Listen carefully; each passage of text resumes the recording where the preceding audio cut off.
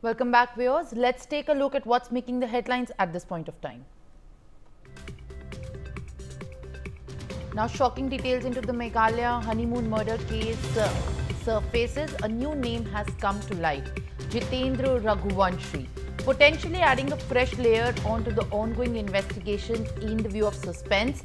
Jitendra is allegedly the person whose bank account was used by Sonam Raghuvanshi to make an initial payment to the hired killers of contractor of her husband Raja Raghuvanshi.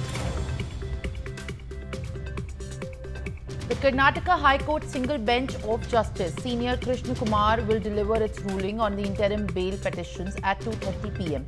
The petitions, which have been filed by the individuals including the Royal Challengers Bengaluru's marketing head Nikhil Sosale, have challenged the legality of their arrest in connection with a deadly stampede on the 4th of June that claimed the 11th lives.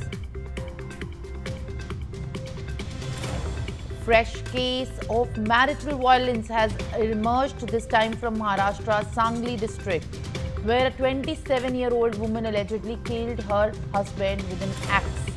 Just 15 days into their marriage, the woman has been arrested and booked under relevant sections of the Bharatiya Nyaya Sanhita, with the further investigations by the police underway. A speeding car ran over police personnel during the late-night vehicle check in Patna, killing one female constable and injuring 3 others.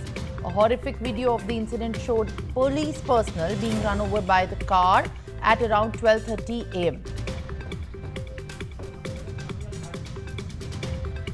Nobel laureate Rabindranath Tagore's ancestral home, the historic Kachabarin in Bangladesh's Sirajganj district, was vandalized by a mob following a confrontation between a visitor and a museum employee. Authorities have launched an investigation into the incident and temporarily closed the site for the public view. Top US General Michael Kurilla has called Pakistan a phenomenal counterterrorism partner and stressed that Washington needs to have a strong relationship with both New Delhi and Islamabad, suggesting that the equation cannot be binary in nature. While in a major crackdown, Canadian police have busted a large drug and terror network with suspected links to Khalistani supporters called the Project Pelican. 479 kilograms of cocaine worth $47.9 million has been seized and 9 people have been arrested. Now, viewers, focus is back on the top story. The top international story that we're tracking at this point of time is the anarchy in the Los Angeles, where a series of immigration raids conducted by federal agents has triggered large-scale protests across the parts of Los Angeles, prompting President Donald Trump to deploy thousands of National Guard troops and the US Marines to the city, a move that has ignited a legal and a political confrontation with the California's political leadership.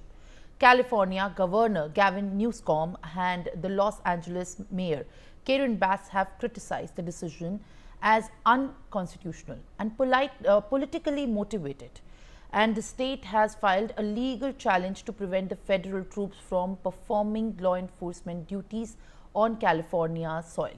The response from the law enforcement to the protesters included curfews in the selected areas, increased deployment of riot control units, and cooperation between the local police and the federal agencies. The presence of the military personnel and the vehicles in the public areas has added to the growing sense of unease in the entire city. Meanwhile, the US President Donald Trump has doubled down on his decision to deploy US Marines in Los Angeles amid the anti-ICE protest, saying that he's glad to have saved Los Angeles from being destroyed. Trump has made another statement further gone ahead to accuse several of the protesters to be even paid. Protesters can be seen moving past curfew zone in Los Angeles. For the second night, a curfew is in effect for the part of downtown Los Angeles that has been the site of protests and marches that have seen some clashes with the authorities. The curfew lasts until 6 a.m. as per the local time. LA Mayor Karen Bass has said that nightly curfew would likely remain in effect for the multiple nights. Aditya Vadhavan is joining me live with the latest updates that he's tracking on this very development as the ICE protest in fact intensifies with the Donald Trump statement coming at this point of time. Aditya, no signs of peace and normalcy to be witnessed on the grounds of LA. What are you picking up?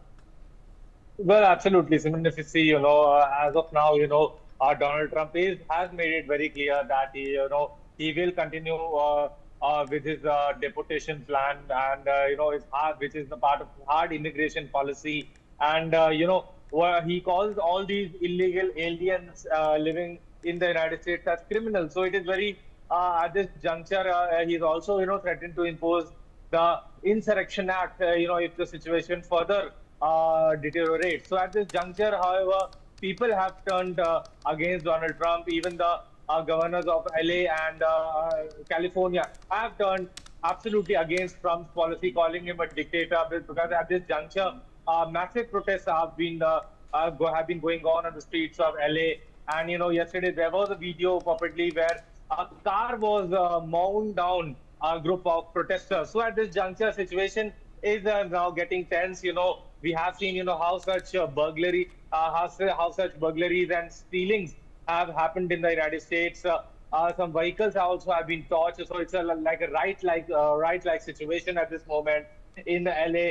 And the governors are saying that it is an attack of it is an attack on democracy, and Trump is behaving as an a dictator. So all these things coupled together are not looking good for the United States, because these protests are spreading across various other cities of the United States as well, like Seattle, New York City, Dallas, Texas. So at this juncture, it is essential to note how the scenario unfolds in the times to come. Yes, Simran.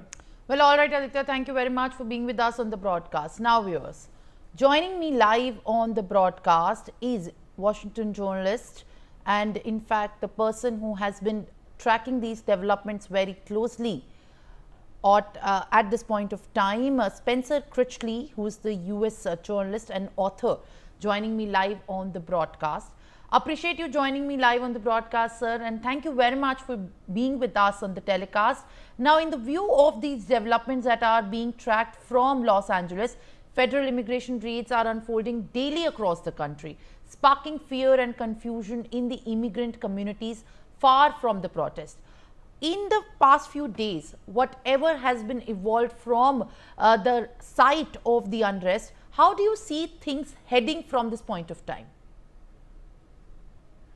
Well, they have been calming down in Los Angeles the past couple of days.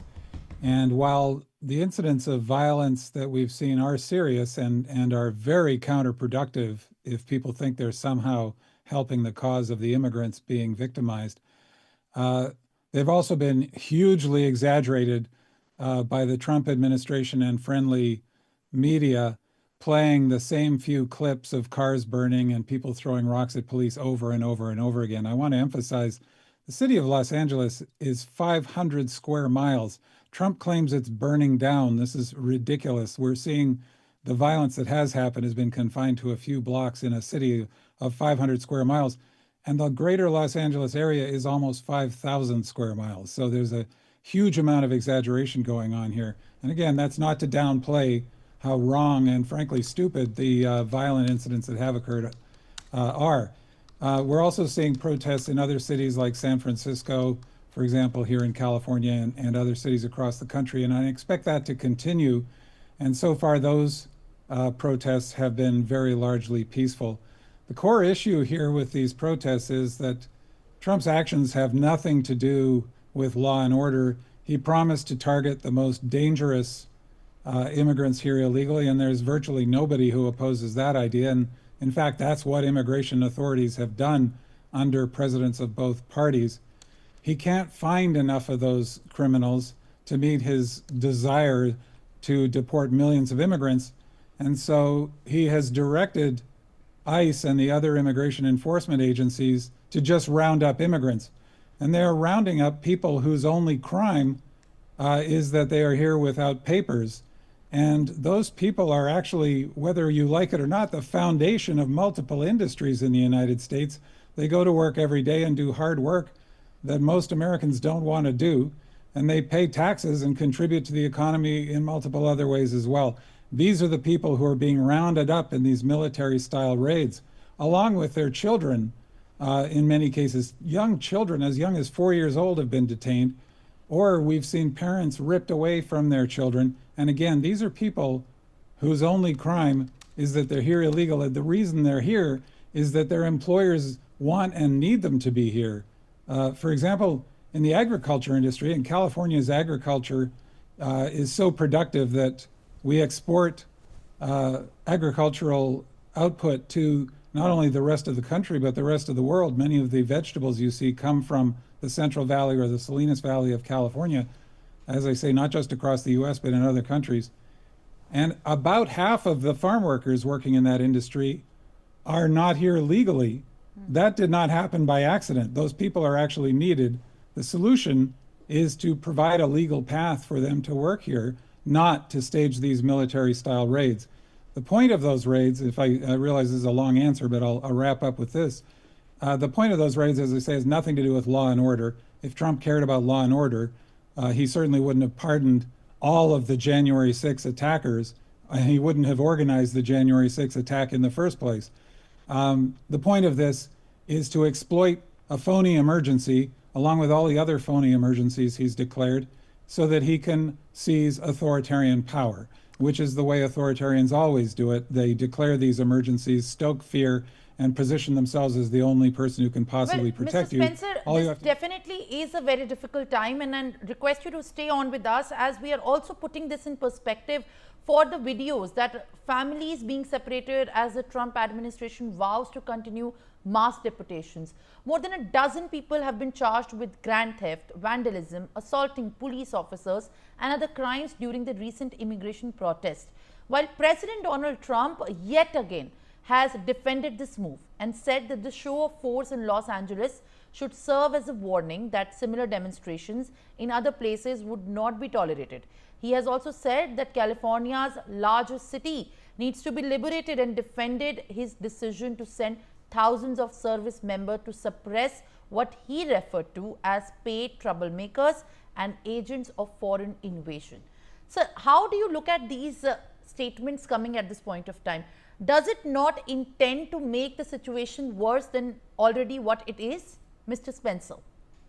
The situation is as bad as it is because Trump sent in the National Guard virtually immediately, and even before that, the initial raids by ICE, the Immigrations Enforcement Agency, were incredibly heavy-handed, and they were going after, as I say, workplaces, and in one case, a Home Depot hardware store, which is a place where many illegal immigrants will gather hoping to find work for the day, helping on construction sites and that sort of thing. These people are entirely peaceful and hardworking. Again, their only crime is they don't have the proper papers to be here. And to send in this quasi-military force and to gather with all of these heavy vehicles, it was enormously provocative. And then to immediately send in 2,000 National Guard troops over the objections of the governor of California, who controls the California National Guard, except in the cases of the most dire national emergency, and now to send in the U.S. Marines. All of this is extremely provocative and alarming to people, as it should be. It might be hard for people in other countries to appreciate just how deeply anti-American this kind of behavior is. This is the sort of behavior that's normal in a country like Russia. It's fundamentally anti-American from the founding of the country to this day to use military forces against U.S. citizens, but Trump delights in that idea. Mr. Spencer, at this point of time, what we are learning further is that there has been an incident occurred where an Australian journalist was shot at, and now law enforcement officers have shot a woman with what appears to be less lethal ammunition at close range while she was walking alone near a residence in Los Angeles. The video, which was taken by another woman and was shared on social media, has shown the woman walking down the street alone. A line of law enforcement officers appear to tell her to leave the area. Moments later, there is a loud bang as one of the officers appear to fire at the woman, who steps back after being hit and staggers away.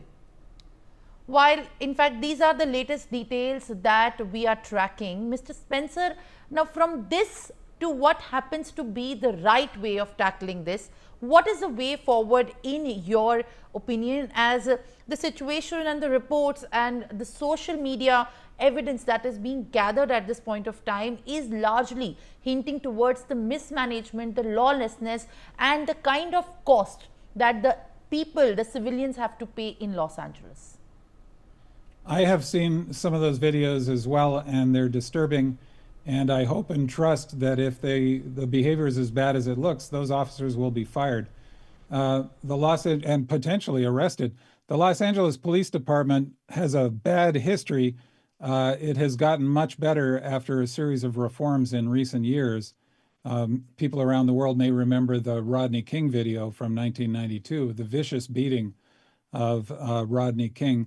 One of the first examples of bystanders videotaping something and exposing police abuse, in that case with a portable video recorder. These days, of course, everybody has a video recorder in their phone. And I think that that's actually in general a good thing. It's forced police departments around the world, across the country to raise their standards.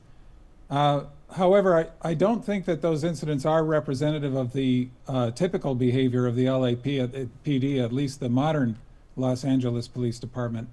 And the proof of that will be if and when those officers are investigated and punished appropriately. I've actually done quite a lot of work with a couple of truly excellent California police agencies, and I can tell you, if an officer had committed any kind of abuse, such as what we seem to be seeing in those videos, that officer would have immediately have been relieved of duty, investigated, quite probably at least fired, and if they had broken any laws, they would have been arrested. Well, all right, Mr. Spencer, thank you very much, who's a very veteran journalist and author, for joining us live on the telecast, and also, in fact, taking us through the breakdown of the series of developments that have been emerging from Los Angeles, where unrest and chaos have become the new norm, and the immigration raids that have triggered the protest in Los Angeles were a part of much wider crackdown that campaigners say is often unjust and indiscriminate. Thank you very much for being with us on the broadcast. Now from there, let's also shift our focus to more developments. A controversial and explosive claim has been made on social media by Baloch activist Mir Yar Baloch, which has sparked outrage and alarm. Posting on X, he alleged that Pakistan is distributing nuclear weapons like chocolates to countries like Iran and Turkey, warning that they will crack them like sausages. Using the hashtag Pakistan Nukes for sale, they accused the global powers of remaining silent and ignoring the dangerous nexus. This post has tagged the IAEA and the prominent Baloch leader, demanding international attention. The statement has triggered sharp reactions online.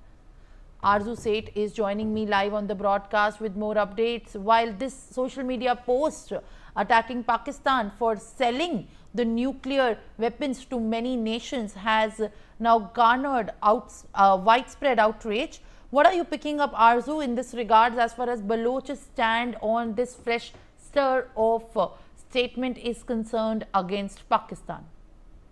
Well, definitely, Simran, the Balochistan continuously attacking Pakistan in several ways, and now the tweet is a strongly worded accusation, implying that Pakistan is irresponsibly sharing or selling nuclear technology and weapons to regional players such as Iran and Turkey. Also, Pakistan is distributing its nukes like chocolate to Iran and Turkey, and they will take these sausages and the world power will be responsible because they are silent and taking no action against these three monsters. This is what the Mir Yar Baloch has to say. And also, he is known for his outspoken criticism of the Pakistani establishment, appearing to be, such a warning to the international community that inaction in the face of such alleged proliferation could lead to dire consequences, also holding global power accountable for any future crisis involving these nations. So this tweet, in fact, is getting, global outrage after he alleges, while there's no proof given, but yes, there has been an allegation that Pakistan is sharing and, selling the nuclear technology weapon to the country like Iran and Turkey. Yes, Simran. Well, all right, Arzu, thank you very much for sharing the further updates that you're tracking in this regard. Now, from there, let's take it on the development that is coming from the honeymoon homicide case, where a special investigation team is now going to interrogate all the 5 accused in the murder of the Raja Raghuvanshi. Sonam Raghuvanshi is the prime conspirator, while Raj Kushwaha and all the other 3 accused will be interrogated today after a long round of questioning yesterday. Meghalaya police has stated that all the accused have confessed to the crime. Ehtiyab Sheikh is joining me live with more updates. Ehtiyab, after Sonam first denied and plotted another story of being attacked by snatchers, she finally has confessed to commit the crime, with all the 3 accused as well who have joined in to conduct the murder, to commit the murder of Raja Raghuvanshi. What is the police now looking at to widen the probe and answer the looming questions that have been in the center stage ever since this incident blew up and in fact has garnered a lot of attention from the people? Simran, definitely the police is getting into each and every detail from each of the accused, and in fact had been told that during interrogation Raj and Simran both are blaming each other for the conspiracy, though they have accepted the murder. And apart from that, the police is also looking in for certain mobile devices, because it was said that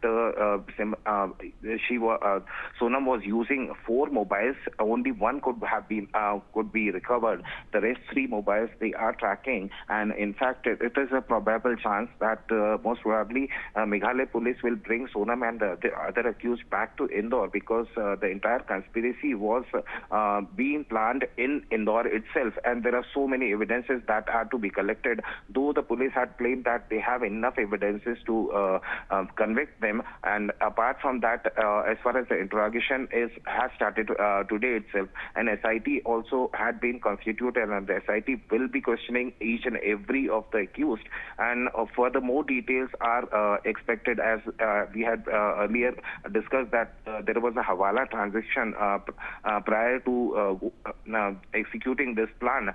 Police is also searching in for Jitendra Raghuvanshi, who happens to be Sonam Raghuvanshi's cousin, in which lakhs of rupees of transaction was made by Sonam on his account. So there are so many details which are to be investigated, and there are so many things which are coming out when police is interrogating these accused. Definitely, it is expected by evening there will be more details related to murder, and apart from that, as we had earlier discussed, that crime scene recreation will also be done along with the accused in Shillong itself by Meghalaya police. Smran. Well, all right, Ehtiyab, thank you very much for being with us. I'll request you to kindly stay on with us, as more angles are now uncovered as the investigation into the Meghalaya honeymoon murder case intensifies. A new name has also cropped up. Jitendra Raghuvanshi, the Sonam Raghuvanshi's alliances has also in fact cropped up in the investigation, as Sonam Raghuvanshi opened the bank account in her cousin Jitendra Raghuvanshi's name in Devyara and had been using it for transactions. This account has been used by Sonam to make initial payments on 23rd of May to the hitmen hired to kill Raja Raghuvanshi. While this name has also given a new angle of how the investigation further now leads to, but what is the confirmation of the links of being this new person behind the murder as well? Ehtiyab. Well, as far as the transactions are concerned, yesterday we even had a question with Govind Raghuvanshi, Sonam's brother, and about Jitendra Raghuvanshi. He said that he is his cousin and Sonam's cousin, and in fact they had been getting into certain transaction because of business purposes, and they had made many transactions from each other's account into that. Definitely, the police is investigating into this matter because prior to this, we got an information that before leaving for Shillong, Raj Kushwaha has actually collected money from a Hawala dealer in Pitampur near Indore, for which Sonam has instructed the Hawala dealer to give 50,000 rupees to Raj Kushwaha. So now things are surfacing, and whatever the probabilities were there, now the police is establishing them. And apart from that, every detail, the bank account details are being searched across. And in fact, we will be coming across the confirmation from the police itself. Right now, the questioning is going on. All the accused are being questioned. And definitely, Simran, as we discussed, that more angles are expected to come across in this particular murder case. Simran. Well, all right. Thank you very much, Ehtiyab, for sharing the latest updates that you are tracking very closely. Now, from there, Nobel laureate Rabindranath Tagore's ancestral home, the historic Kacharbari in Bangladesh's Sirajganj district, was vandalized by a mob following a confrontation between the visitor and the museum employee. Authorities have launched an investigation into this incident and are temporarily closing the site for the public view. The unrest began when the visitor arrived at the Rabindranath's ancestral home, also known as Rabindra Memorial Museum, with his family. A dispute reportedly broke out between the visitor and the staff at the entrance over the motorcycle parking fee. Tensions escalated quickly, and the visitor was allegedly confined in the office room and then physically assaulted by the staff. The incident sparked local outrage. Residents formed a human chain in protest, which was followed by a mob storming the premises. The auditorium of the museum was vandalized and the director of the institution was physically attacked. While in response to this, the Department of the Archaeology has formed a 3-member committee to investigate the attack. The committee has been instructed to submit the findings within 5 working days. All right, Renik Datta is joining me with more updates. Now, the museum for the Nobel laureate Rabindranath Tagore has been vandalized in what is coming out to be a case of a local dispute turning so violent that the rooms and the doors and in fact the person who has been guarding and managing the museum has also been attacked. Renik, what are you picking up? हाँ, एक में देखिए बांग्लादेश में जो काछारी भवन जिसको कहा जाता है, रविन्द्रनाथ टैगोर के जो घर है जिसको म्यूजियम तैयार किया गया था, उस जगह ही अभी बांग्लादेश में जो कट्टरपंथी राज वो देखने को मिला है, क्योंकि कट्टरपंथियों की तरफ से काछारी भवन के ऊपर हमले का घटना घटाया गया है। काछारी भवन में हमला किया गया था, उनके घर तोड़फोड़ किया गया है। रविन्द्रनाथ टैगोर के घर के ऊपर पत्थर फेंकने का जैसे घटना, उनके घर को तोड़ने का घटना सामने आया है। इसके पहले भी बहुत सारे बार देखा गया था कि बांग्लादेश में लॉ एंड ऑर्डर सिचुएशन को लेकर बार बार से सवाल उठ रहा था, और अभी भी फिर से मोहम्मद यूनिस का ये जो इंटरिम टाइम पीरियड है, इस टाइम पीरियड में फिर से एक बार रविन्द्रनाथ टैगोर के घर के ऊपर जिस तरीके से हमले का घटना घटाया गया है और उसके बाद किसी भी तरीके से इस घटना के ऊपर कोई कार्रवाई नहीं किया गया है, तो इसमें साफ है कि मोहम्मद यूनिस के रहते हुए कि लॉ एंड ऑर्डर सिचुएशन एकदम बिगड़ चुके हैं। और उसके साथ साथ ही बोलते हैं कि बांग्लादेश पे कट्टरपंथी राज जितना दिन जा रहा है उतना ही पड़ता हुआ नजर आ रहा है। रविन्द्रनाथ टैगोर को रविन्द्रनाथ टैगोर के नाम से बांग्लादेश में एक डिग्निटी चलता है, बांग्लादेश में डिग्निटी रहता है रविन्द्रनाथ टैगोर का, ये कचहरी भवन को लेकर उस डिग्निटी के ऊपर अभी आंच होता है। इससे पहले भी देखा गया था शेख मुजीबुर रहमान का तस्वीर को लेकर इस तरीके का बुरी बर्ताव किया गया था। शेख मुजीबुर रहमान का जो घर है उस घर के ऊपर हमले का घटना घटाया गया था, और अभी रविन्द्रनाथ टैगोर के जो घर है उसके ऊपर भी हमले का घटना घटने के बाद भी मोहम्मद यूनिस के जो सरकार है उनकी तरफ से कोई कार्रवाई नहीं किया जा रहा है, पुलिस की तरफ से भी कोई एक्शन नहीं लिया जा रहा है, और इसी को लेकर बांग्लादेश का लॉ एंड ऑर्डर सिचुएशन को लेकर फिर से एक बार। All right, Renik, thank you very much for sharing the latest updates that you are tracking with us very closely. Now, viewers, on that note, with more news and updates on the other side, stay tuned.